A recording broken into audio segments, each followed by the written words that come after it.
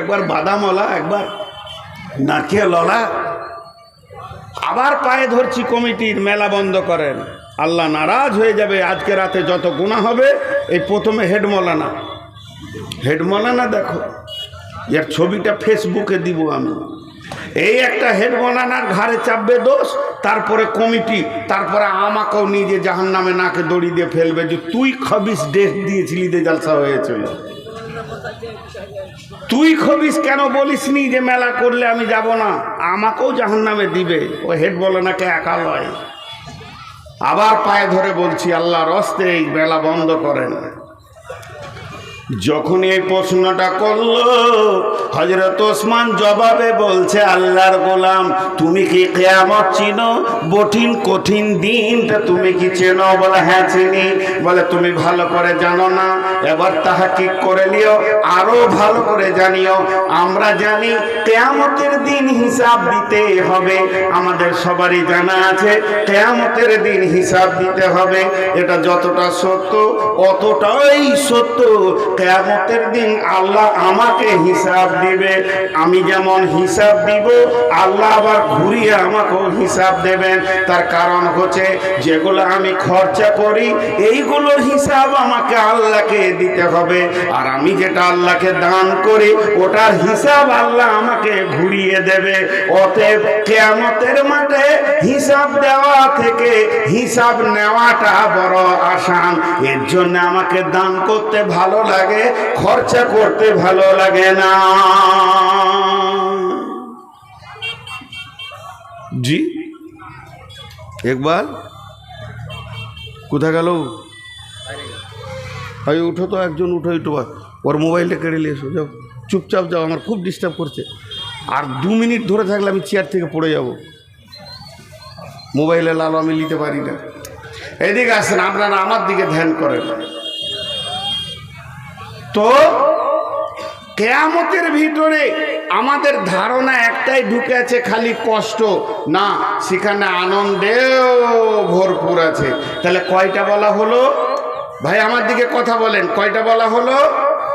একটা হলো নূরের আলো, আর একটা হলো ডান হাতের সার্টিফিকেট।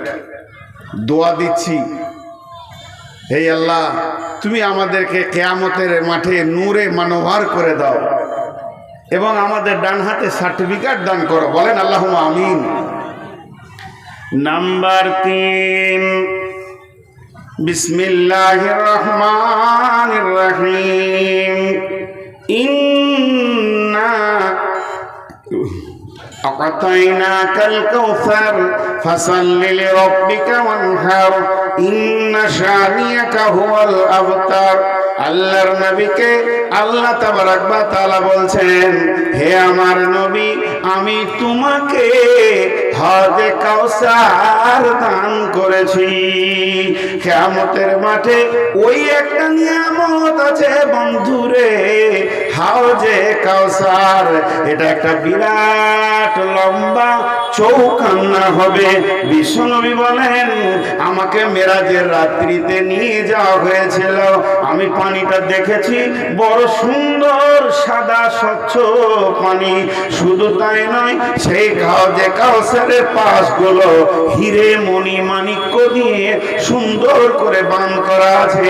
শুধু এটাই নয়, তার পাড়ে ছোট ছোট ছোট ছোট অট্টালিকা রয়েছে, সুন্দর করে সেইটাকে একদম সুইমিং পুলের মতো আল্লাহ সাজিয়েছেন।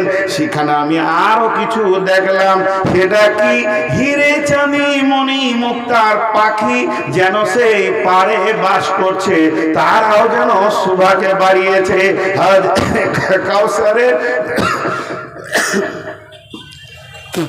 সৌন্দর্যকে বাড়িয়ে তুলে ধরেছে। আমি এটাও দেখলাম, ওই পানিটা বড় শীতল, বড় হৃদয়কে ঠান্ডা করা। সেখানে পেয়ালা রয়েছে, একটা দুটি পেয়ালা নয়, হাজার হাজার কোটি কোটি আসমানের তারাগুলো যেমন ঝুলঝুল ঝুলঝুল করে জ্বলছে, হযে কাউসারের উপরে পেয়ালাগুলো ওইভাবে সুন্দর হয়ে জ্বলছে। এটা কিন্তু জান্নাতের নয়। এই হাউজে কাউসারটা জান্নাতে যাবে, কিন্তু বন্ধুরে এটা কিয়ামতের দিন পাওয়া যাবে। জান্নাত জাহান্নামের আগে, কবরের পরে। এই পানিটা পান করাবেন কে? এটা দায়িত্ব দেওয়া হয়েছে কাকে? মালিকানা সত্ত্ব কে আছে? কাকে এটা রেকর্ড পর্চা দলিল করে দিয়ে দেওয়া হয়েছে? তিনি হলেন নবী মুহাম্মদুর রাসূলুল্লাহ সাল্লাল্লাহু আলাইহি ওয়াসাল্লাম। আল্লাহর নবী একদিকে কাউন্টিং করবেন আর মানুষকে পেয়ালা ধরিয়ে দেবেন। ওই পানিটা যে কিয়ামতের মাঠে পান করবে, জান্নাতে না যাওয়া পর্যন্ত তাকে আর পিপাসা লাগবে না। জাহান্নামের আগুন তো দূরের কথা, ধোঁয়া স্পর্শ করবে না। এই পানিটা যখন উনি দেবেন, বলবেন উম্মত এসো, আজকের দিনে তোমাকে আমি পানি পান করাবো। উনি পানি পান করাবেন। এমন সময় কিছু বেঈমান যাবে জোর করে পানিটা খেতে। ওই সময় দুটি ফেরেশতা টানবে, টানতে টানতে থাপ্পড় মেরে জাহান্নামে নিয়ে চলে যাবে। বিশ্বনবী জীবনে কাউকে ধুমকে কথা বলেনি, কাউকে জোরে কথা বলেনি, কাউকে হুঙ্কার দিয়ে কথা বলেননি।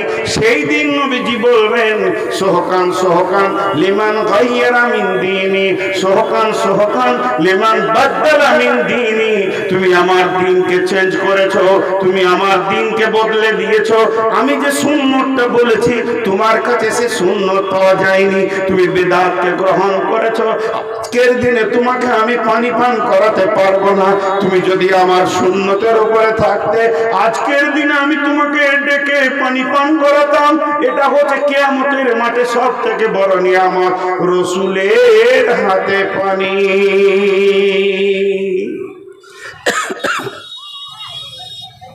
রাসূলের হাতে পানি।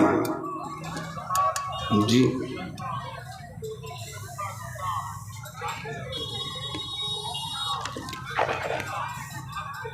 ও আবার এসছে না? মাল খুব শিয়ানা আছে। এগুলো সব বেদাতি মাল।